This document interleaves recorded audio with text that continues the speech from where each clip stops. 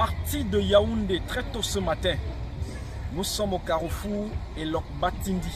Nous allons au village Nkolo rencontrer la petite Maëlys, bébé Maëlys, âgée de 5 mois. Bébé Maëlys né prématurément à 7 mois, souffre d'une hydrocéphalie à un stade très avancé. Bébé Maëlys a pour mère Nko Megan, déjà mentalement instable. Disons-le, Nko Megan est la sœur de Nko Inès, qui est vraiment la pièce maîtresse de toutes les démarches pour que la petite Maëlys retrouve la santé. Les deux sœurs Nko sont deux orphelines qui ont grandi dans un orphelinat. Et aujourd'hui, la souffrance continue. Nous espérons qu'avec ELWCI, elles pourront retrouver le sourire. Mesdames et messieurs, nous allons au village Nkolo, à 45 km du carrefour Elok Batindi, une route impraticable, obligé de garer le véhicule parce que même le 4x4, il faut être un bon chauffeur. Donc une route qu'on va faire à moto. Dieu merci, le motoman, comme pour parler dans le langage de nos amis de Yaoundé, le Bensikineur et Lundu, fait l'affaire. ELWCI et vous autres, mesdames et messieurs, allons au village Nkolo rencontrer la petite Maëlys qui a forcément besoin de nous. Un geste du cœur peut sauver des vies. Every life worth a change international. Cause children are the stars of tomorrow. Let's give them a chance. For if we are together, we will be a magic force to help this kid out of these situations. So let's give them a chance. Nous sommes à l'instant à l'entrée arrière de la chefferie supérieure du canton Bakoko-Bassa. Une occasion pour nous de dire que lorsqu'il avait été constaté que la maman de bébé Maëlys était enceinte, le père avait été retrouvé. Il avait été amené à la gendarmerie où il a signé l'engagement de s'occuper de la mère, de la grossesse et plus tard du bébé. Sauf que après la gendarmerie, le père, le géniteur disons-le, a pris la clé des champs. Notre chemin se poursuit pour le village Nkolo à la rencontre de bébé Maëlys avec ELWCI. Un geste du cœur sauve des vies. We can make a brighter place. They all love for our kids, and we need to protect them. Let's put hands out together. We all in mama, mama.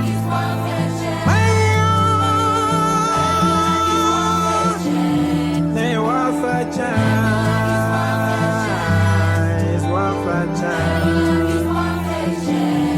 Let's give them a chance. Nous voici présentement au centre de santé intégré du village Bela, à une dizaine de kilomètres du village Nkolo, où se trouve la petite Maëlys, sa mère et sa tante. Disons-le, la petite Maëlys est née du côté de Ebolova. Aujourd'hui, elle se trouve en Nkolo parce que la tante qui s'occupe de la sœur et du bébé de la sœur n'a pas eu assez de moyens pour poursuivre le traitement dans différents centres hospitaliers où elle était orientée et référée.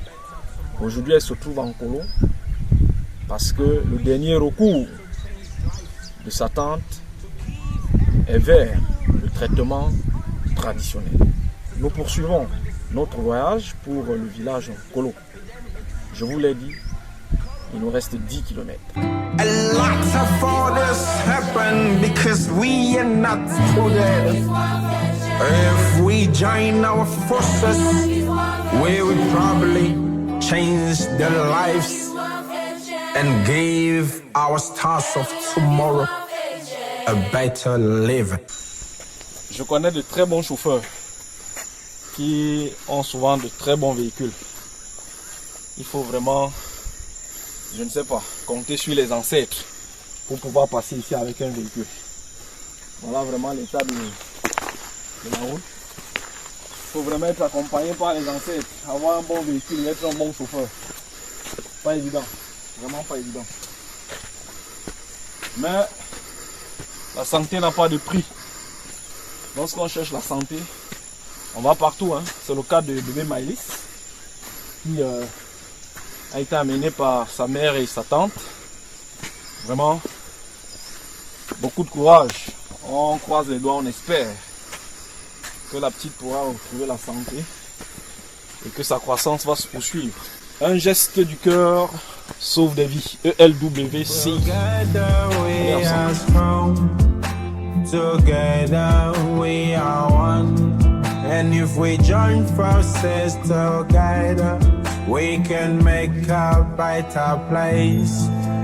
They all love for our kids, and we need to protect them. Avec ELWCI, nous voici enfin arrivés à Nkolo, où on a retrouvé la petite Maëlys, sa mère et sa tante. C'est vrai, c'est pas très évident de contenir son émotion face à la situation de la petite Maëlys.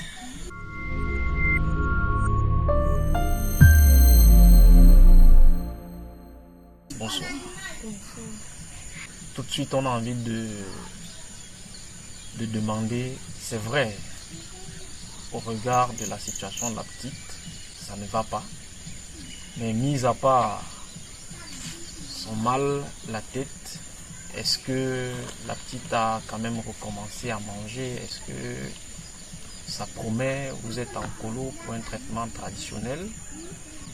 Peut-être parce qu'il n'y a pas eu des moyens pour poursuivre à l'hôpital. Mais la petite, comment est-ce qu'elle se porte? Pour la petite, ne va pas très bien. Donc les symptômes ne font que s'empirer. Elle ne mange même plus ou presque pas.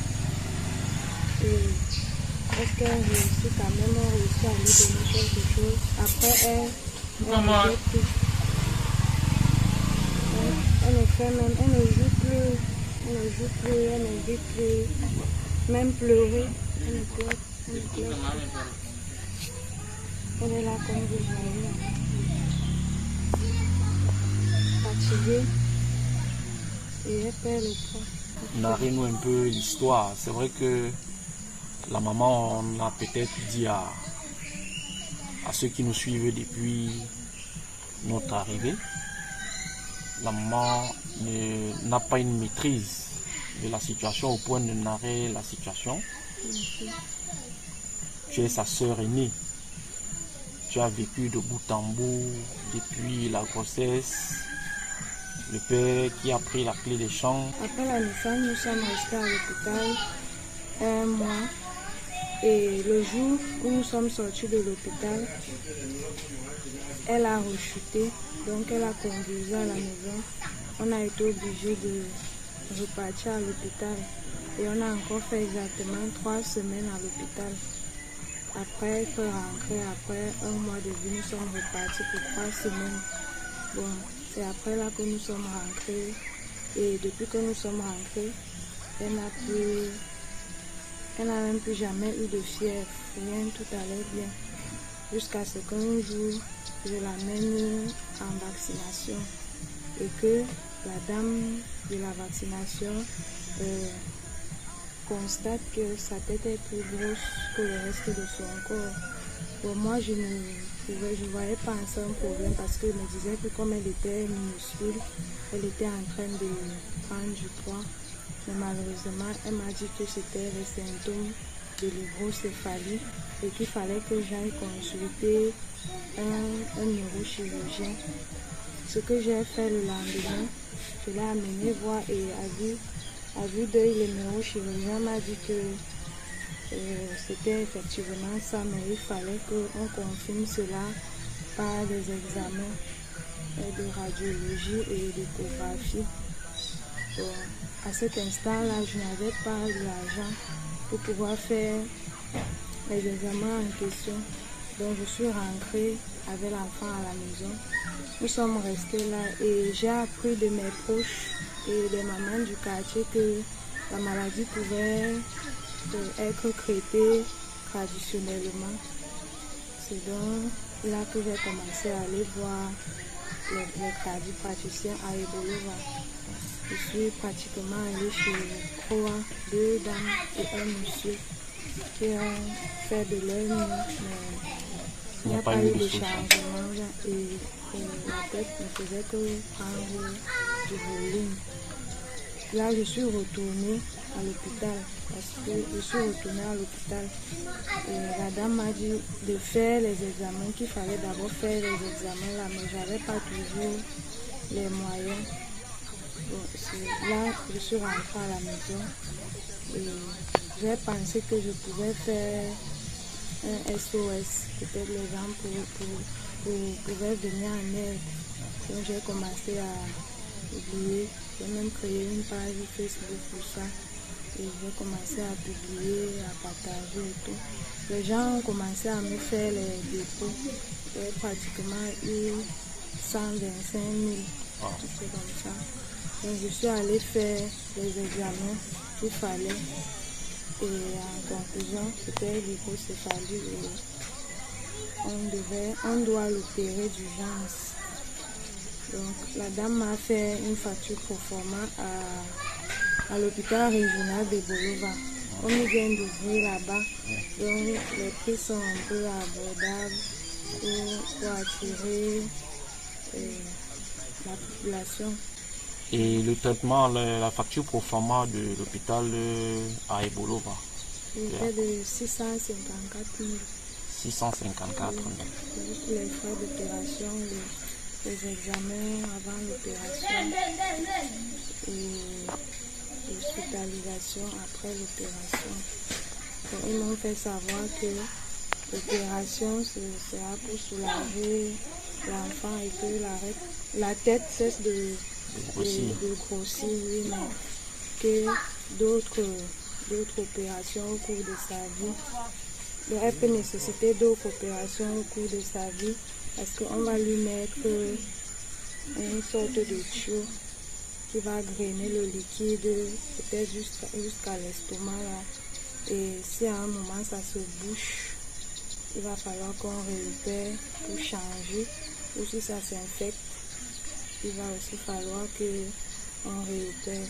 Donc c'est un suivi à vie. D'accord. Ça se passe comment pour que vous arrivez ici? Okay. Donc en fait, ici c'est le village d'un ami. Donc il m'a dit qu'il y avait un papa ici qui a soigné beaucoup d'enfants. Qui avait le même problème, la même maladie? Pas forcément. Mais qu'il a déjà soigné beaucoup d'enfants avec des maladies aussi rares. Et donc, qu'on pouvait venir aussi, par la grâce de Dieu peut-être, l'enfant pourra trouver la guérison. Donc c'est comme ça qu'on s'est retrouvés là. Je suis venue, je les ai laissés, je suis rentrée, et moi je vais à l'école. Et de temps en temps, je passe les regarder. Ah, donc tu les laisses, tu vas à l'école, Oui, je rentre et de temps en temps tu... Waouh. Et depuis que vous êtes là, est-ce qu'il y a eu un léger changement? Est-ce que ça promet? Oui, la mère, l'enfant, elle vomit à chaque instant. D'accord. Donc, il n'y a pas véritablement de changement. Ok. Après que j'ai constaté qu'elle était enceinte, j'ai cherché à savoir Qui était l'auteur de la grossesse? L'auteur de la grossesse. Et finalement, quand on a pu avoir le gars dans la main, je lui ai demandé de prendre ses responsabilités, que j'allais l'accompagner, puisque lui-même c'est un jeune gars qui ne fait rien aussi. Je lui ai dit que j'allais l'accompagner, mais qu'ensemble, on essaye de voir. Il a pris les engagements, il a dit que oui, il va faire. Il m'a dit qu'il revenait à la fin du mois, qu'il partait chercher, il revenait à la fin du mois pour qu'il commence les visites. La fin du mois est arrivée, il n'a plus jamais donné de nouvelles. Et après, j'ai vu qu'il ne respectait pas ses engagements. J'ai entendu qu'il était à 100 000. Donc, je suis descendue à 100 000. Je l'ai traîné aux affaires sociales. Comme là-bas aux affaires sociales, nous sommes connus, puisque ma petite et moi, on a grandi dans un orphelinat à 100 000. Donc les affaires sociales nous connaissent. Je suis allée présenter la situation. Ils ont pris le problème à main. Là-bas, il a fait appel à l'un de ses oncles. Ils ont aussi pris les engagements qu'ils devaient assumer. Sauf qu'ils ne sont plus jamais revenus. Bon, après, maintenant, les affaires sociales l'ont pris. Et quand on a encore mis la main sur lui, on l'a pris et amené à la brigade. Là-bas, il a fait un jour en cellule, histoire de le secouer un peu. Et le lendemain, on l'a libéré. On a encore fait appel à l'un de ses oncles qui est venu signer qu'il devait venir déposer 25 000 chaque fin du mois. Mais malheureusement, après là, ils ont complètement disparu. On n'a plus jamais eu de nouvelles. On a encore essayé de chercher rien. J'ai pris sur moi de prendre en charge la grossesse de ma soeur. Ça n'a pas été très difficile parce que je suis étudiante en soins d'infirmiers et dans les hôpitaux qu'on fréquente, on obtient souvent des faveurs là-bas. Oui. Donc jusqu'à la grossesse, ça allait, jusqu'à l'accouchement et même après l'accouchement. C'est quand Maëlys a commencé à développer l'hydrocéphalie là que c'est devenu difficile. La mère, Papa, toi-même ça va, tu es en santé, ça va pour toi? En dehors du bébé qui est malade, toi-même ça va? Et qu'est-ce que tu peux dire? je dis merci.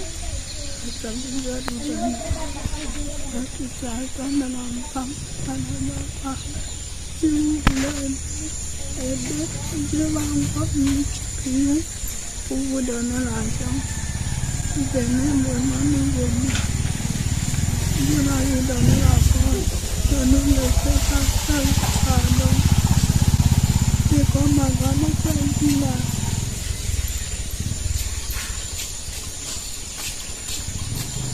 Ok. On a compris, Dieu va vraiment aider. Tu sais que rien n'est impossible à Dieu, non?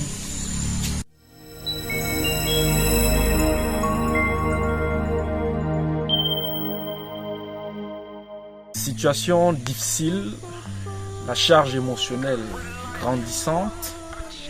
Au regard de la petite Maëlys, il faut être un extraterrestre pour ne pas avoir la chair de poule. Vraiment difficile. Vous avez écouté la tante, la mère, vous avez vu le bébé. Nous espérons que la main du médecin par excellence, Dieu le Père, pourra faire quelque chose. La situation est connue. 2 orphelines qui ont grandi dans un orphelinat se retrouvent face à une telle situation. ELWCI, on ne peut que dire, comme le slogan le dit, un geste du cœur peut sauver des vies. Adoption our children from 0 to 18. If we stand together, we might make it a better place. Together we are strong. Together we are one. And if we join forces together, we can make a better place. They are all